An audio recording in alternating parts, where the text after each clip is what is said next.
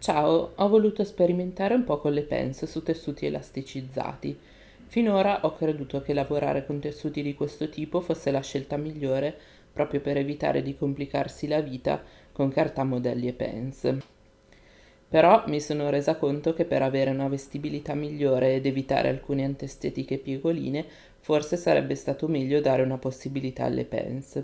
Per ora ho provato con la pens francese e devo dire che il risultato mi piace molto. Per prima cosa ho costruito un cartamodello per tessuti elasticizzati con pens, seguendo un video di cui troverete il link in descrizione, che comprende due versioni del davanti, una con e una senza pens, e il dietro. Troverete anche un video per costruire il cartamodello della manica. Ho tracciato la sagoma direttamente sulla stoffa, cambiando però posizione alla pens. Inoltre ho accorciato di 4 cm il cartamodello e modificato il collo, rendendolo più profondo e leggermente a V. Anche sul dietro il collo è leggermente più profondo rispetto al cartamodello base.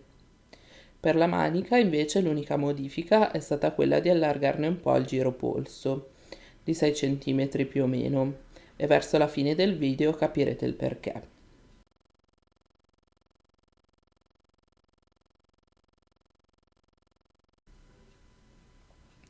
Ho incominciato chiudendo la pens. Si tratta di una pens piuttosto grossa, quindi è stata tagliata, ovviamente lasciando circa 1 centimetro di margine di cucitura.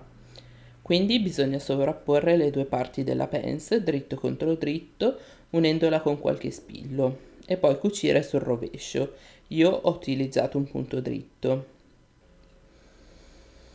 La pens parte 4 cm sotto la vita e va verso il busto, fermandosi circa 4 cm al di sotto.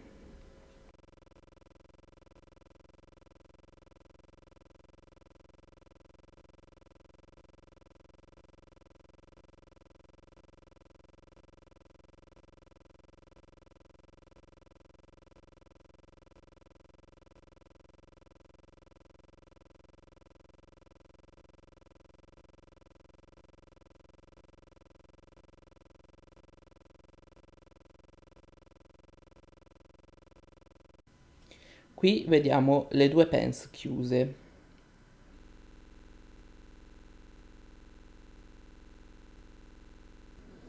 Da questo punto in poi ho seguito la procedura che utilizzo sempre per le magliette. Unisco le spalle disponendo fronte e retro della maglia dritto contro dritto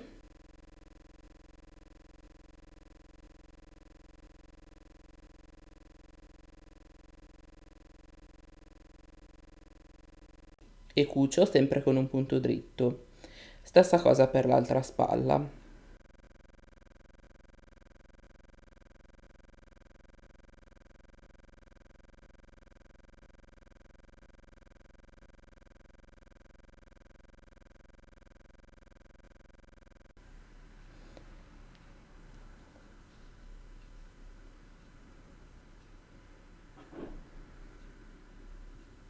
Poi unisco le maniche al corpo della maglia. Innanzitutto faccio coincidere i tre punti principali, il centro della manica, contrassegnato con una tacca, e la cucitura della spalla, e le due estremità di manica e giromanica.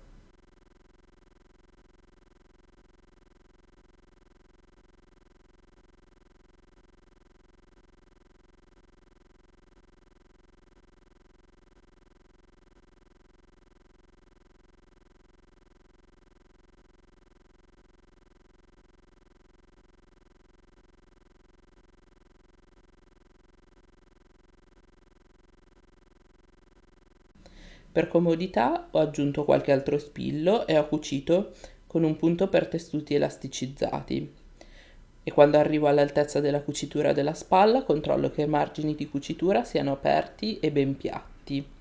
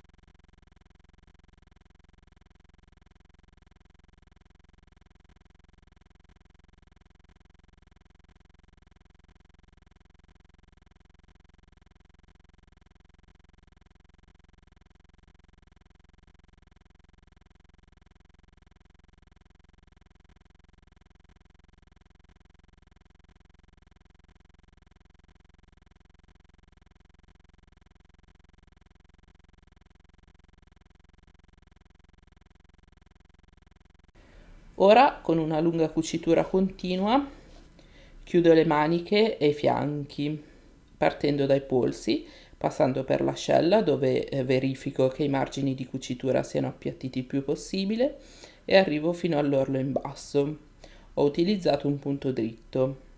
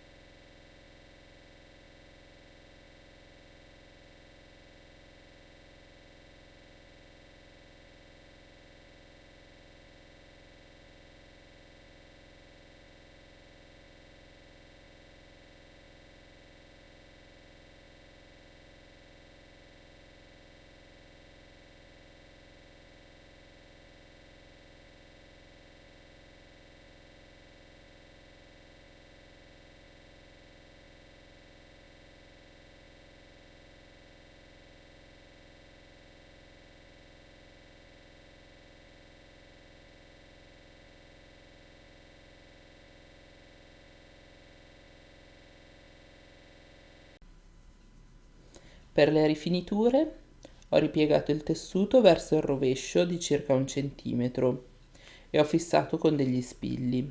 Poi ho cucito con uno zig-zag stretto e corto per mantenere il più possibile l'elasticità della stoffa e per evitare strappi.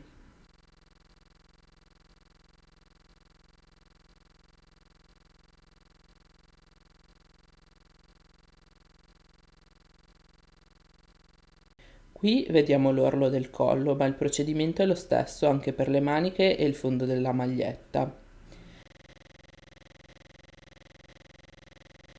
Io preferisco cucire dal rovescio, perché in questo modo posso assicurarmi di aver preso nella cucitura tutti i margini e di non lasciare buchi. Purtroppo in questo caso ho messo gli spilli dalla parte sbagliata, se li avessi messi sul rovescio sarebbe stato tutto più veloce e lineare.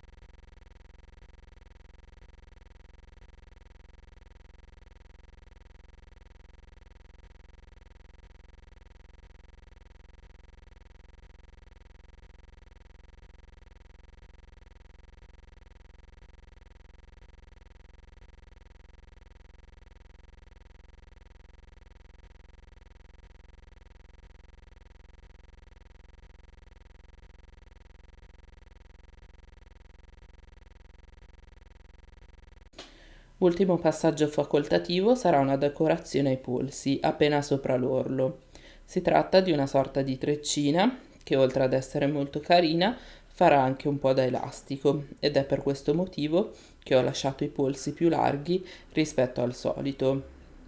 Incominciamo subito praticando dei tagli di 4 cm circa alla distanza di 1 centimetro l'uno dall'altro. Si procede così. Ho ripiegato il polso sul rovescio ripiegando 2 cm o poco più dalla piega all'orlo e ho fissato con degli spilli.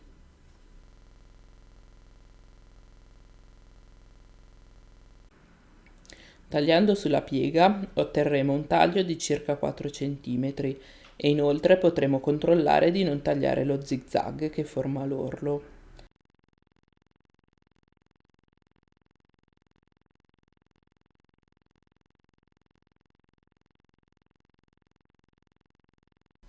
L'intreccio si forma facendo passare una strisciolina di stoffa sotto e sopra la precedente, formando così un piccolo anello, nel quale andrà fatta passare la strisciolina successiva.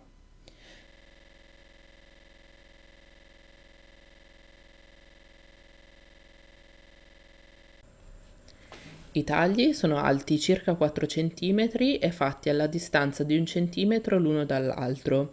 Ho scelto queste misure perché volevo una treccina piccola, ma possono essere variate a proprio gusto.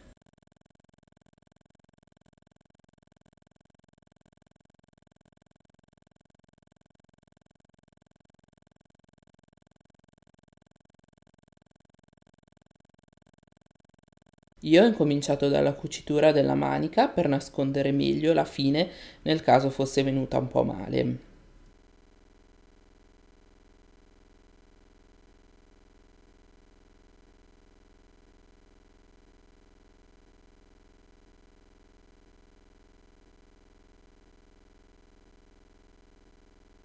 Per chiudere si taglia l'ultima strisciolina al centro e la si annoda, facendola passare nella catenella di inizio. Si può rinforzare il tutto con qualche punto a mano. Se avete un uncinetto forse riuscite a lavorare meglio e senza rischiare di allargare troppo i buchi.